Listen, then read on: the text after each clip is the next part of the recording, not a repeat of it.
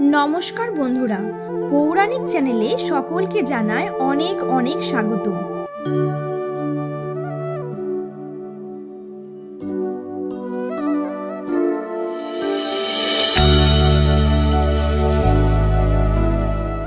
আজ আপনাদের নিয়ে চলেছি শ্রী কাশী বিশ্বনাথ ধামের শ্রী দুর্গাকুণ্ড মন্দিরে।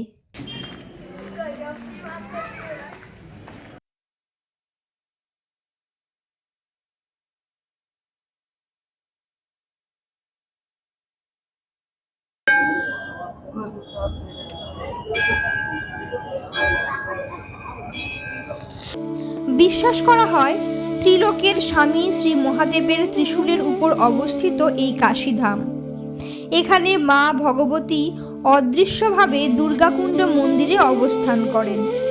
শ্রী শ্রী মা ভগবতী যে এখানে সত্যি সত্যিই অবস্থান করেন তার প্রমাণ আমরা দেব এই ভিডিওতেই। তাই বন্ধুরা, স্কিপ না করে সম্পূর্ণ ভিডিওটি অবশ্যই দেখুন। এই অতি জাগ্রত মন্দিরটি বারাণসী ক্যান্ট রেলওয়ে স্টেশন থেকে 5 থেকে 6 কিলোমিটার দূরে অবস্থিত। এই মন্দিরে মা দুর্গা মাতা কুষ্মান্ডা নামেই পরিচিত। এমনিতে এই মন্দিরে সর্বদাই অসংখ্য মানুষ প্রার্থনা জানাতে আসেন, কিন্তু নবরাত্রির চতুর্থ দিন মায়ের দর্শন করতে উপচে পড়া ভিড় হয় এখানে। মায়ের সামনে দাঁড়িয়ে মায়ের দর্শন করা মাত্রই অনেক জন্মের প্রারব্ধ ক্ষয় হয়ে যায়। মাতা কুষ্মান্ডার এই মন্দির কাশীধামের অতি প্রাচীন মন্দিরগুলির মধ্যে একটি বলে মনে করা হয়ে থাকে। আদিকালে কাশীতে মাত্র 3টি মন্দিরই ছিল: কাশী বিশ্বনাথ, মাতা অন্নপূর্ণা এবং এই দুর্গা মন্দির। লাল পাথর দিয়ে তৈরি এই ভব্য মন্দিরের এক পাশে রয়েছে দুর্গাকুণ্ড। এই মন্দিরে বাবা ভৈরবনাথ অত্যন্ত জাগ্রত। তার প্রমাণ আমরা পাই একবার এই মন্দিরে বজ্রপাত হয়েছিল, কিন্তু কোনো ভক্তের এতটুকু ক্ষতি হতে বাবা দেননি। সেই বজ্রাঘাত স্বয়ং নিজের ভেতরে ধারণ করে নিয়েছিলেন বাবা। सावन का महीना था और चूँकि मेरे यहाँ दुर्गा कुंड का मेला बहुत प्राचीन मेला लगता है, यहाँ पे पूरा मेला लगा हुआ था यहाँ। और बिजली, आकाशीय बिजली गिरी वहाँ पार्क में। एक ट्रांसफार्मर था, वहाँ से लग करके आया, यहाँ गुंबद से टकराई और टकरा करके वो जो बैठे हैं भैरव जी के यहाँ, उतना बड़ा गुंबज वहीं पे गिरा, वो जो झड़ रहा है ना, वहीं पे गिरा है गुंबज ऊपर से। और लेकिन यहाँ किसी का कोई नुकसान नहीं हुआ है। মন্দিরের মধ্যে হবন কুণ্ড রয়েছে, যেখানে রোজ হবন হয়ে থাকে এবং কিছু মানুষ এখানে তন্ত্র সাধনাও করে থাকেন। আসুন এবারে আমরা জেনে নিই এই মন্দির প্রতিষ্ঠার সত্য এবং অলৌকিক ইতিহাস। ये कुष्मांडा देवी का दरबार है। भगवती यहाँ साक्षात विराजमान है दुर्गा कुंड में, और पूरे काशी में ही एक मंदिर है जहाँ मूर्ति नहीं है। और ये काशी नरेश के परिवार से, काशी नरेश के परिवार के द्वारा ही यहाँ स्थापित हुई हैं। इनका लेख ये सती के 51 शक्ति पीठों में नहीं है, इनका लेख सिर्फ देवी भागवत में मिलता है। इनकी कहानी यह है कि यहाँ का इतिहास यह है कि एक राजा दुर्राज हुआ करते थे। उनको 2 पत्नियाँ थी। तो पहले के राजाओं की कई शादियाँ होती थी। तो पहली पत्नी से एक बेटा हुआ और दूसरी पत्नी से दूसरा बेटा हुआ। तो बड़े वाले का नाम राजा सुदर्शन था। तो पहले इतिहास में ऐसा माना जाता था कि जो बड़ा बेटा होता था वही राज्य का उत्तराधिकारी माना जाता था। तो छोटा भाई जो है सोचा कि ये बड़ा भाई है, बड़ा होगा तो यही राज्य का, यहाँ का राजा बनेगा, तो इसको क्यों न मार दिया जाए। तो ये बात उसने अपने सेनापति से बताई। तो सेनापति राजा सुदर्शन को बहुत मानता था मन से। तो उन्होंने कहा कि आपके छोटे भाई आपको मरवाना चाह रहे हैं। तो राजा सुदर्शन ने कहा कि भाई इसके मन में संपत्ति के लेकर के इतना लोभ है तो मैं छोड़ के चला जाता हूँ। तो रात में राजा सुदर्शन अपना राज्य छोड़कर जंगल में चले गए। तो पहले वन में ऋषि महर्षि लोग वन में ही रहते थे।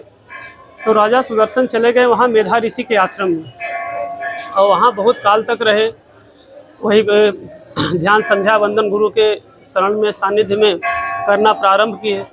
तो छोटा भाई पता लगा रहा था कि भाई अगर बड़ा है वो कहीं भी जिंदा होगा, कभी भी आएगा तो राजा तो वही बनेगा।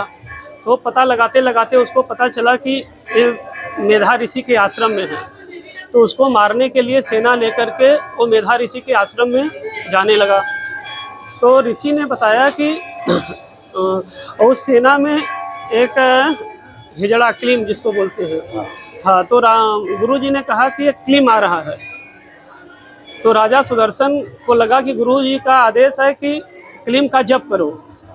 तो क्लीम दुर्गा जी का बीज मंत्र है, ओम ऐं ह्रीं क्लीम चामुंडाय विच्चे। तो राजा सुदर्शन वही क्लीम का जाप करना शुरू किए और वो सब आए, पूरा आश्रम खोज कर चले गए, ये मिले नहीं। और उन्होंने इतना जप किया कि भगवती प्रसन्न हुई और राजा सुदर्शन को वरदान दी, बोली पुत्र वर मांगो मैं तुमसे प्रसन्न हूँ। तो उन्होंने कहा कि माता मुझे कुछ नहीं चाहिए, सब कुछ देने के लिए तो मेरे गुरुदेव है ही हैं। तो उन्होंने कहा बेटा मेरा दर्शन विफल नहीं जाता है। तो चूँकि राजा सुदर्शन को अपने प्राण से शत्रुओं से भय था, तो उन्होंने कहा जब मैं कभी विपत्ति में पड़ूंगा और मैं आपको याद करूंगा तो आप हमारी रक्षा करिएगा। तो भगवती ने वरदान देकर वही अंतर्ध्यान हो गई। तो यहाँ काशी नरेश के यहाँ जब पहले राजाओं के यहाँ जब स्वयंवर होता था तो सारे राजा ऋषि महर्षि बुलाए जाते थे। तो काशी नरेश के यहाँ शशिकला का स्वयंवर था उनकी पुत्री का। तो उसमें मेधा ऋषि भी आए और राजा भी आए और उसका भाई भी आया था, वो भी तो कहीं का राजा था, वो भी वहाँ पे आया हुआ था। तो शशिकला ने राजा सुदर्शन के गले में जयमाल डाल दिया। तो एक बार तो लोग नहीं माने, लेकिन जब दोबारा उन्होंने जयमाल डाला तो राजा ने कहा नहीं ठीक है, अगर मेरी पुत्री को यही वर पसंद है तो इसी से मैं इसकी शादी कर लूँगी। तो वही शादी वादी करके बोले पुत्र अब तुम यही रह जाओ। तो पहले के लोग ससुराल में नहीं रहते थे, तो उन्होंने कहा कि आप अपनी कन्या को रखना चाहें तो रख ले, मैं यहाँ नहीं रहूँगा।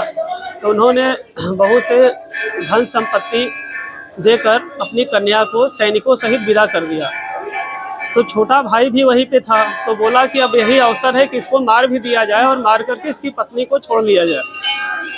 तो वही वहाँ से आए हैं। यह दुर्गा कुंड, यहाँ बहुत घनघोर जंगल था, यहीं पे भयंकर युद्ध हुआ है।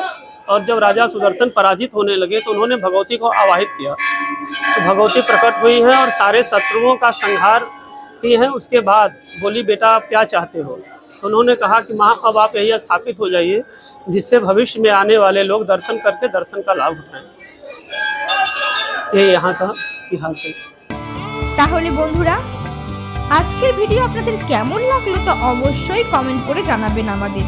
আর আপনাদের যদি এই মন্দিরটির সম্পর্কে কোনো অভিজ্ঞতা থাকে তাহলেও তা জানাতে কিন্তু একেবারেই ভুলবেন না। তাহলে দেখা হচ্ছে পরের ভিডিওতে। সকলে ভালো থাকবেন, সুস্থ থাকবেন। জয় মা দুর্গা।